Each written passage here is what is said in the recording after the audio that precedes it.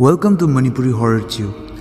Ahanmamaktada yingbiriba khudingna channel asibu subscribe tobiramu aduga matungdasu aki wari kya yingba fangbinabagidamakta bell icon basu nambiramu.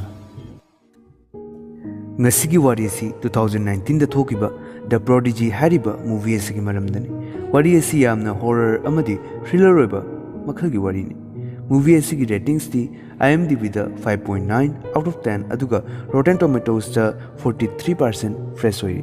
So mayam thangthaba tawtana. Let's roll the intro.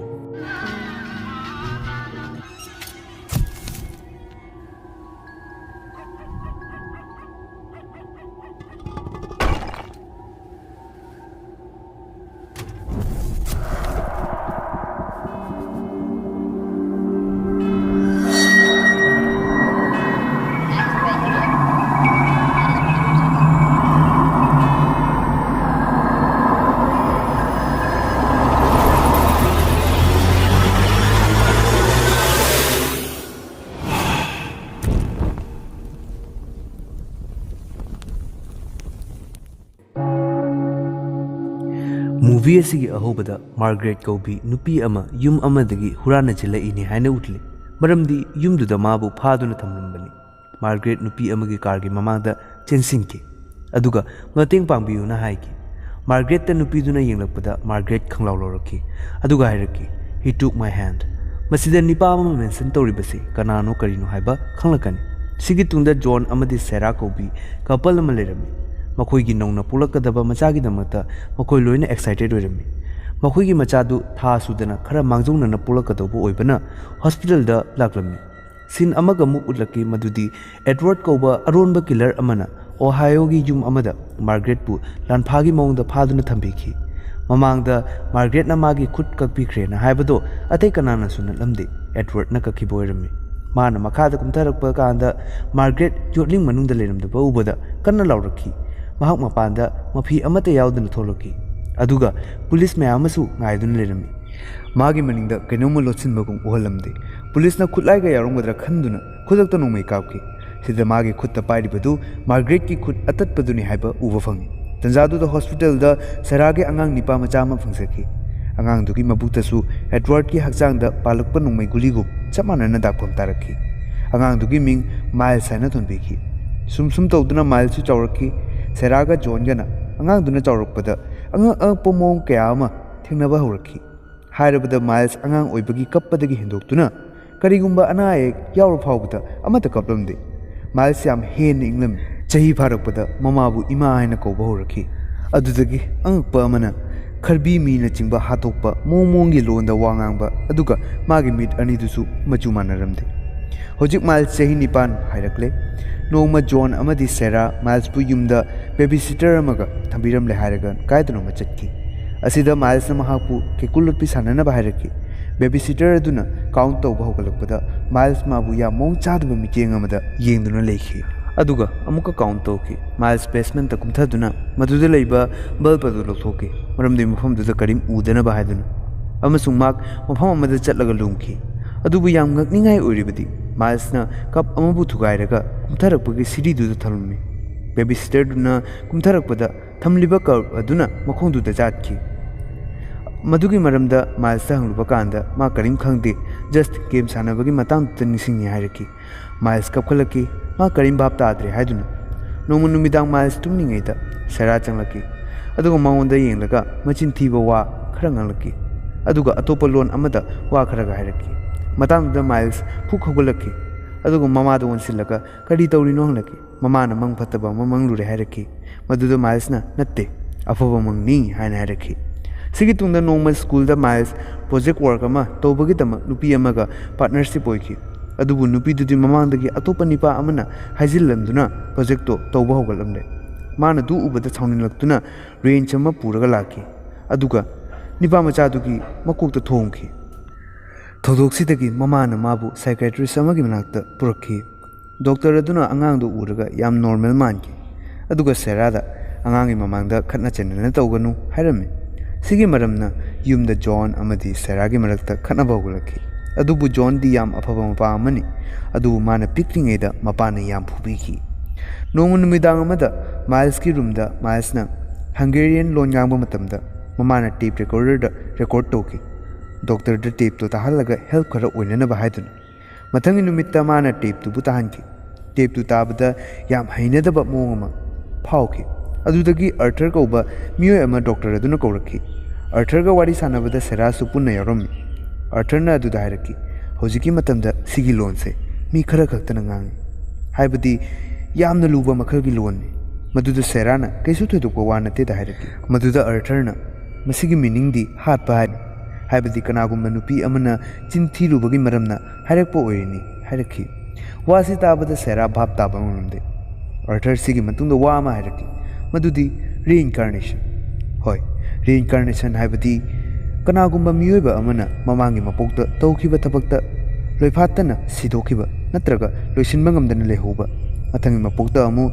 ꯅꯤꯡꯁꯤꯡꯂꯛꯄ ꯑꯗꯨꯒꯨꯝꯕ ꯁꯛꯇꯤ ꯑꯗꯨꯕꯨ ꯈꯪꯍꯜꯂꯤ ꯑꯔꯊꯔ ꯏꯟꯗꯤꯌꯥꯗ ꯆꯠꯂꯨꯕ ꯃꯇꯝꯗ ꯃꯤꯑꯣꯏ ꯑꯃꯒ ꯊꯦꯡꯅꯈꯤ ꯅꯤꯄꯥꯗꯨꯅ ꯃꯥꯒꯤ ꯃꯃꯥꯡ ꯃꯄꯣꯛꯀꯤ ꯋꯥꯔꯤ ꯄꯨꯝꯕ ꯅꯤꯡꯁꯤꯡꯈꯤ ꯑꯗꯨꯅ ꯃꯥꯏꯜꯁꯇꯁꯨ ꯑꯗꯨꯒꯨꯝꯕ ꯑꯃ ꯂꯥꯛꯑꯦ ꯑꯗꯨꯒ ꯂꯨꯔꯤꯕꯗꯤ ꯊꯋꯥꯏ ꯑꯅꯤ ꯍꯛꯆꯥꯡ ꯑꯃꯗ ꯄꯨꯟꯅ ꯂꯩꯕ ꯌꯥꯗꯦ ꯑꯗꯨꯅ ꯑꯃꯅ ꯑꯃꯕꯨ ꯃꯥꯡꯍꯟꯅꯕ ꯍꯣꯠꯅꯔꯛꯀꯅꯤ ꯑꯗꯨꯒ ꯑꯃꯈꯛꯇꯒꯤ ꯃꯐꯝ ꯀꯜꯍꯧꯒꯅꯤ ꯑꯗꯨꯕꯨ ꯃꯥꯏꯜꯁꯀꯤ ꯄꯤꯛꯂꯤꯕ ꯀꯔꯤꯝ ꯈꯪꯖꯗꯕ ꯊꯋꯥꯏꯗꯨꯕꯨ ꯃꯥꯅ ꯁꯣꯏꯗꯅ ꯍꯥꯠꯇꯣꯛꯈ꯭ꯔꯒꯅꯤ ꯋꯥ ꯃꯌꯥꯝꯁꯦ ꯁꯦꯔꯥꯅ ꯑꯣꯏꯗꯕ ꯉꯥꯛꯇꯅꯤ ꯍꯥꯏꯅ ꯈꯟꯗꯣꯛꯈꯤ ꯑꯗꯨꯕꯨ ꯔꯤꯏꯟꯀꯥꯔꯅꯦꯁꯟꯒꯤ ꯀꯦꯁꯀ ꯔꯤꯂꯦꯇꯦꯠ ꯑꯣꯏꯕ ꯁꯤꯗꯤ ꯑꯃ ꯄꯤꯔꯛꯈꯤ ꯃꯇꯥꯡ ꯑꯁꯤꯗ ꯑꯩꯈꯣꯏꯅ ꯀꯅꯥꯒꯨꯝꯕ ꯃꯤ ꯑꯃꯒꯤ ꯃꯐꯝꯗ ꯑꯉꯛꯄ ꯊꯧꯗꯣꯛ ꯊꯣꯛꯄ ꯍꯧꯔꯛꯂꯕꯗꯤ ꯑꯩꯈꯣꯏꯅ ꯊꯥꯖꯕ ꯌꯥꯝ ꯋꯥꯅ ꯊꯣꯛꯏ ꯍꯥꯏꯕꯗꯨ ꯈꯪꯕ ꯉꯝꯃꯤ ꯑꯦꯅꯤꯋꯦꯁ ꯍꯧꯖꯤꯛ ꯁꯦꯔꯥ ꯌꯨꯝꯗ ꯍꯜꯂꯛꯈꯤ ꯑꯗꯨꯒ ꯃꯥꯏꯜꯁ ꯌꯥꯝ ꯃꯑꯣꯡ ꯆꯥꯗꯕ ꯏꯁꯩ ꯑꯃ ꯉꯪꯕ ꯍꯧꯔꯛꯈꯤ ꯏꯁꯩꯗꯨ ꯅꯣꯡꯃꯇ ꯃꯃꯥꯅ ꯇꯥꯍꯟꯈꯤꯕ ꯂꯩꯈꯤꯗꯦ ꯑꯗꯨꯒ ꯁꯦꯔꯥꯗ ꯃꯥꯒꯤ ꯃꯤꯠꯇ ꯃꯨꯟꯅ ꯌꯦꯡꯅꯕ ꯍꯥꯏꯔꯛꯈꯤ ꯁꯦꯔꯥꯁꯨ ꯌꯦꯡꯈꯤ ꯑꯗꯨꯒ ꯃꯈꯨꯠ ꯃꯆꯥꯗꯨꯅ ꯃꯃꯥꯒꯤ ꯈꯨꯠꯇ ꯄꯥꯏꯔꯛꯈꯤ ꯑꯗꯨꯕꯨ ꯄꯥꯏꯔꯤꯕ ꯈꯨꯄꯥꯏꯗꯨ ꯁꯦꯔꯥ ꯌꯥꯝꯅ ꯍꯩꯅꯔꯛꯈꯤꯗꯦ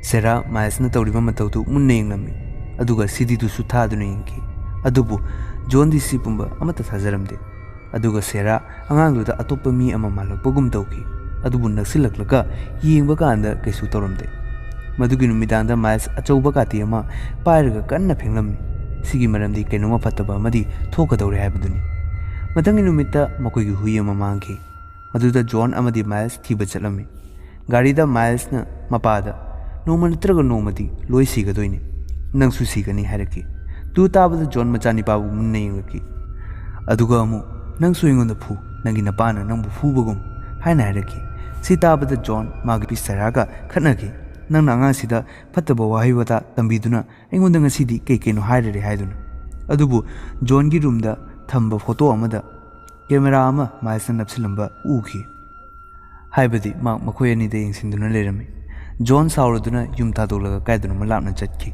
ꯁꯤꯒꯤ ꯅꯨꯃꯤꯗꯥꯡꯗ ꯁꯦꯔꯥꯅ ꯃꯥꯏꯜꯁꯀꯤ ꯀꯞꯄꯒꯤ ꯈꯣꯟꯖꯦꯜ ꯑꯃ ꯀꯥꯆꯤꯜꯗꯒꯤ ꯇꯥꯈꯤ ꯁꯦꯔꯥꯅ ꯃꯗꯨꯗ ꯃꯥꯏꯜꯁꯄꯨ ꯍꯪꯕ ꯀꯥꯟꯗ ꯌꯥꯝ ꯀꯤꯔꯦ ꯃꯃꯥ ꯍꯥꯏꯅ ꯍꯥꯏꯔꯛꯈꯤ ꯁꯦꯔꯥꯅ ꯂꯥꯛꯑꯣ ꯁꯤꯗ ꯂꯥꯛꯑꯣ ꯍꯥꯏꯅ ꯈꯨꯠ ꯂꯥꯝꯅ ꯀꯧꯈꯤ ꯃꯗꯨꯗ ꯃꯥꯏꯜꯁ ꯆꯦꯟꯁꯤꯜꯂꯛꯈꯤ ꯑꯗꯨꯕꯨ ꯅꯛꯁꯤꯜꯂꯛꯄꯗ ꯑꯦꯗꯋꯥꯔꯗ ꯑꯣꯏꯔꯝꯗꯨꯅ ꯁꯦꯔꯥꯒꯤ ꯉꯛꯁꯝ ꯃꯤꯠꯂꯛꯈꯤ ꯑꯗꯨꯕꯨ ꯁꯤ ꯄꯨꯝꯕ ꯁꯦꯔꯥꯒꯤ ꯃꯃꯪ ꯑꯣꯏꯗꯨꯅ ꯂꯩꯔꯝꯃꯤ ꯃꯇꯥꯡꯗꯨꯗ ꯃꯥꯏꯜꯁ ꯂꯥꯛꯇꯨꯅ ꯁꯦꯔꯥꯒꯤ ꯅꯥꯀꯟꯗ ꯍꯤꯞꯊꯔꯦ ꯑꯗꯨꯒ ꯍꯪꯂꯛꯈꯤ ꯑꯩꯉꯣꯟꯗ ꯁꯨꯝ ꯅꯨꯡꯁꯤꯅ ꯂꯩꯒꯗ꯭ꯔꯥ ꯑꯩꯅ ꯗꯦꯁꯥ ꯇꯧꯔꯕꯁꯨ ꯑꯩꯉꯣꯟꯗ ꯁꯨꯝ ꯅꯨꯡꯁꯤꯅ ꯂꯩꯒꯗ꯭ꯔꯥ ꯃꯁꯤꯗ ꯁꯦꯔꯥꯁꯨ ꯍꯣꯏ ꯍꯥꯏꯅ ꯍꯥꯏꯗꯣꯛꯈꯤ ꯁꯤꯒꯤ ꯃꯇꯥꯡꯁꯦ ꯋꯥꯔꯤ ꯑꯁꯤꯒꯤ ꯇꯔꯅꯤꯡ ꯄꯣꯏꯟꯠ ꯑꯣꯏꯔꯝꯃꯤ ꯑꯂꯣꯏꯕꯗ ꯃꯔꯝ ꯈꯪꯂꯛꯀꯅꯤ ꯁꯦꯔꯥꯅ ꯍꯌꯤꯡ ꯃꯌꯥꯝ ꯑꯃ ꯏꯃꯨꯡꯗ ꯂꯥꯛꯄ ꯊꯦꯡꯅꯈꯤ ꯃꯥꯅ ꯕꯦꯁꯃꯦꯟꯇ ꯀꯨꯝꯊꯔꯨꯕꯗ ꯍꯌꯤꯡ ꯃꯌꯥꯝ ꯑꯃ ꯎꯝꯁꯤꯟꯗꯨꯅ ꯂꯩꯔꯝꯃꯤ ꯑꯗꯨꯒ ꯀꯕꯔꯗ ꯑꯃꯁꯨ ꯌꯣꯠꯄꯤꯅ ꯌꯩꯁꯤꯜꯂꯒ ꯂꯩꯔꯝꯃꯤ ꯅꯤꯡꯗ ꯃꯥꯏꯜꯁꯁꯨ ꯂꯥꯛꯈꯤ ꯁꯦꯔꯥ ꯈꯪꯄꯦꯛ ꯈꯪꯈꯤ ꯑꯗꯨꯒ ꯃꯥꯏꯜꯁ ꯃꯃꯥꯗ ꯅꯨꯡꯊꯪ ꯑꯃ ꯄꯤꯔꯛꯈꯤ ꯑꯗꯨꯒ ꯌꯣꯠꯄꯤꯁꯤꯡꯗꯣ ꯂꯧꯊꯣꯛꯅꯕ ꯍꯥꯏꯔꯛꯈꯤ ꯃꯗꯨꯗꯒꯤ ꯃꯥ ꯀꯞꯊꯔꯛꯈꯤ ꯑꯩꯅ ꯇꯧꯕ ꯅꯠꯇꯦ ꯁꯤ ꯄꯨꯝꯕ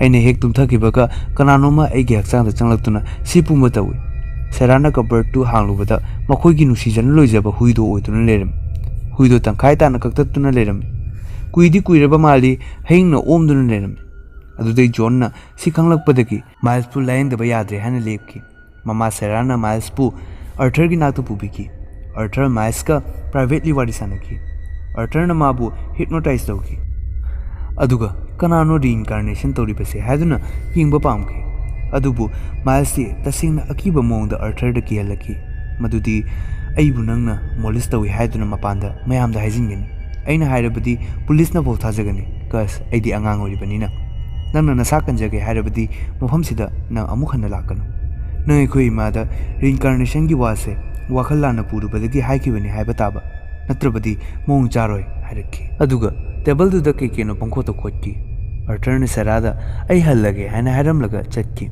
नुमित्तुगी नुमिदांगदा माइल्स तुमख्रगा अर्थरना फोटो अमा सेरादा थारकी अर्थरना माइल्सना टेबल खोटखिबा स्क्रेच तो एडवर्ड हाइना इरिबनी हाइबा खंदोखी माना सेरादा कॉल तौरगा हाइरकी एडवर्ड यामना साथेबा किलर अमनी माना हिंगनिंगेदा नुपी मापनबु माना तमथीबा मोंदा हाटपिखी अदुगा पोलोइदा नुपी सिंदुगी खुद नामा कक्थटलगा पुखी मसी मागी सिग्नेचर अमनी हाइना लौई ममांगी सिंदा नुपी अमा हाटपा ngamhodana सिखिबदुगीदमक्ता महाक अमु हलकपनी माना सिखिबगी मिनिट 15 मुक लेबगा माइल्स पोलकी वारी मैमसे ताबदा सेरा ngakpana खमथेंकी माइल्स की रूम दा येंगलुबदा मार्गरेट की बुक्स चे चांग लोइना लेरमी सिदा सेराना मार्गरेट पु हाटनबनी माना रीइंकार्नेशन तौरक्रिबसे हाइबा खंकी अदुदगी जॉन अमदी सेरा माइल्स पु स्कूल दगी डायरेक्ट हॉस्पिटल पुनबगी तानखी जॉन ना नुंथिल वाइरमदा माइल्स पु लौबा स्कूल दा चटकी गाड़ी दा लाक्टिंगे तंजादुदा जॉन ना मचानिपाबु याम नुक्सी पुनमक थुना नॉर्मल ओइक्रगनी हाइना हाइरमी मदुदा माइल्स खंसाउ सौरक्तुना जॉन दा काटी अमने थिंजिनकी जॉन डिसबैलेंस ओइरक्तुना उ अमदा थुमजिनकी अदुगा कोमादा लेकी सरा होजिक मार्केट की नाते चटलगदी सी पुंबसे लोइरनी हाइना चटननबा तौकी सराना होजिक खलमी एडवर्ड मागी लोइहौदबा थबकसे लोइसिलगा सोइदना मार्क माइल्स की हचांगदगी थोक्रगनी सरा माइल्स पु पुदना मार्गरेट की युमदा पोरकी गाड़ीदा लेदिंगेदा माइल्स पु तुमननबा हिदाक अमा थाकी मरमदी माइल्स मार्गरेट होगी युमदा चटलिनी खंगदनबा हाइदुना सरा मार्गरेट होगी युमदा योरबा कांदा मार्गरेट आई नंगी लाइरिक म्यामसिदगी इंस्पायर्ड ओइदुना लाखिबनी हाइना हाइजिनकी सरा यामना की मरमदी मरा लेतबा अमबु हाटपा हाइबसे मागी ओइनदी पुंसीगी अहानबा ओइगदौनी सेराना वॉशरूम चंगे हाइना हाइजिलगा मागी नोंमैदु सतोकी एंजाइटी ओमनबगी अमुक हादोकी सेरा थोलकी अदुगा नोंमै अदो उटकी अदुबु गुलीदी कापलमदे मतांदुदा माइल्स चंगलकी अदुगा अचौबा थांग अमसु पाइरमनी अदुगा ममांगदा मार्गरेट एडवर्ड ना हाइकिबगुम वाई क्या अमा हाइरकी अदुगा खंगौदना थांगदुना मार्गरेट की मबुकता थिंजिनकी अदुगा तंखाय ताना चिंकी सेरासु कनबा ngamaude मार्गरेट मफमदुदा सुमसीकी सेरा माइल्स पु लमांग अमदा पुरकी अदुगा माइल्स ता ओनसिलगा एडवर्ड हौजिति नंगी मथौ पांथोकलबनिना माइल्स की हक्चांग से थादोकलमनो हाइना हाइकी अदुबु माइल्स की थवाइदी ममांगदना सीक्रे करम कांदनो हाइरबदा फमुंगदा माइल्स ना नोंमा ममादा अइबु नुसिब्रा हंकिबदा अनकॉन्शियसली होय हाइदोकी मतांदुदा एडवर्ड ना माइल्स पु हाटकीबनी मदुदा सेरा थवाई चाकलक्तुना एडवर्ड नोंमैदुना कापननबा तौरमी अदुगा अइगी इचा लेत्रबदा मागी हक्चांगदा अतोपा अमना तोंगदगा फत्तबा थवक तौहनबदी अइ पामदे हाइना हाइरकी मतांदुदा नोंमै कापलक्पगी मखोल तारकी अदुबु नोंमैदी सेरादा ओइना पानकी नाकंदा निपा अमना सेरा मचाबु हाटकदौरे हाइना उबदा अंगांगदुबु कल्लिनी हाइदुना सेराबु नोंमै कापलक्खिबनी माइल्स ती हिंगौरे माइल्स पु फोस्टर फैमिलीना एडॉप्ट तौकी माबु नुपी अमना कौकी मदुदा खुदलामना कौरपदा माइल्सना मागी मखुतुदा मुन्ने येंकी अदुगा इमुंगदा चंगलरगा मिंसेलदा येंगलपा कांदा एडवर्ड ओइना उटलकी मतांग असिदा मूवी असि लोइसिल्ली मैमना वारी असिबु नुंगाइबिरबदी कमेंट सेक्शन दा कमाय तौबिबगे हाइबदु हाइबिरमो अइगिदि ओइना वारी असि यामना स्ट्रेट ओइबा वारी परिंग ओइ मरमदी ममांगी दौना भूतकी ओइबा यावदबनिना अदो मैमना चैनल असिबु लाइक शेयर एंड सब्सक्राइब तौबिरमो अदुगा फंगनरसि अमुक मथंगी वीडियो अमदा